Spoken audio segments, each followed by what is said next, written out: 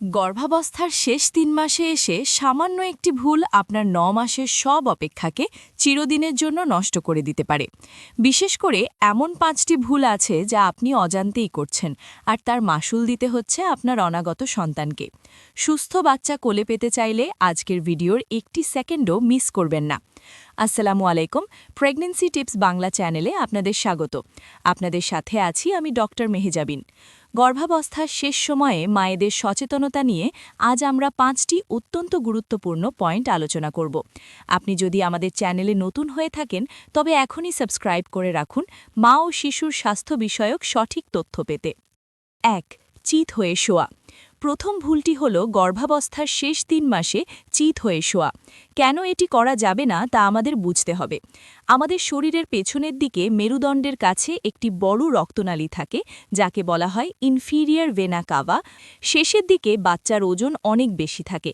যখন একজন মা চিত হয়ে শোন তখন জরায়ুর পুরো ওজনটা গিয়ে পড়ে ওই বড় রক্তনালীর ওপর।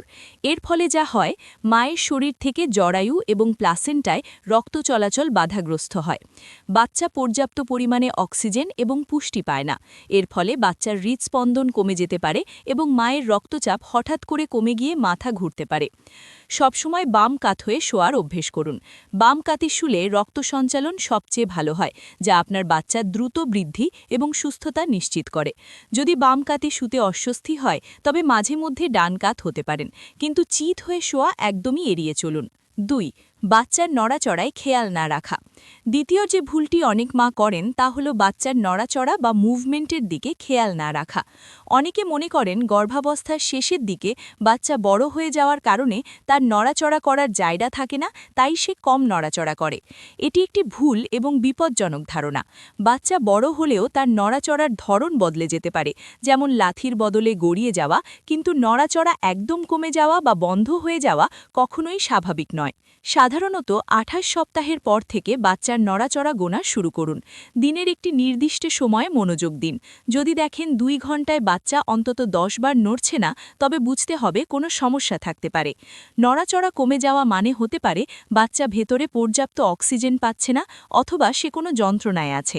যদি মনে হয় বাচ্চা কম নড়ছে, তবে দেরি না করে মিষ্টি কিছু খেয়ে বাম কাতে শুয়ে পড়ুন। এরপরেও যদি বাচ্চা সাড়া না দেয় তবে এক মুহূর্ত দেরি না করে আপনার ডক্টরের সাথে যোগাযোগ করুন। মনে রাখবেন, সময় মতো ব্যবস্থা নিলে অনেক বড় বিপদ থেকে আপনার সোনামণিকে বাঁচানো সম্ভব। ৩. দীর্ঘক্ষণ দাঁড়িয়ে বা বসে থাকা। ৩ নম্বর ভুলটি হল দীর্ঘ সময় ধরে একই ভঙ্গিতে দাঁড়িয়ে বা বসে থাকা। বিশেষ করে গর্ভাবস্থার শেষ ৩ মাসে আমাদের শরীরের নিচের অংশে রক্তচাপ এমনিতেই বেশি থাকে। যখন আপনি একটানা দাঁড়িয়ে রান্না করেন বা কাজ করেন, তখন অভিকর্ষ বলের কারণে শরীরের রক্ত এবং তরল নিচের দিকে অর্থাৎ পায়ে জমা হতে শুরু করে। এর ফলে পায়ে প্রচণ্ড ব্যথা এবং পানি আসা বা ইডিমা শুরু হয়। আপনার রক্তচাপ বা ব্লাড প্রেশার হঠাৎ করে বেড়ে যেতে পারে এবং এমনকি কোমরে এবং পিঠে তীব্র ব্যথার সৃষ্টি হয়, যা শেষের দিকে আপনার জন্য অস্বস্তিকর হয়ে উঠতে পারে। অনেকে পা ঝুলিয়ে দীর্ঘক্ষণ বসে থাকেন। এতে জরায়ুর রক্ত চলাচলে বাধা সৃষ্টি হয় এবং পায়ের শিরার ওপর চাপ পড়ে। একটানা ২০-৩০ মিনিটের বেশি দাঁড়িয়ে থাকবেন না।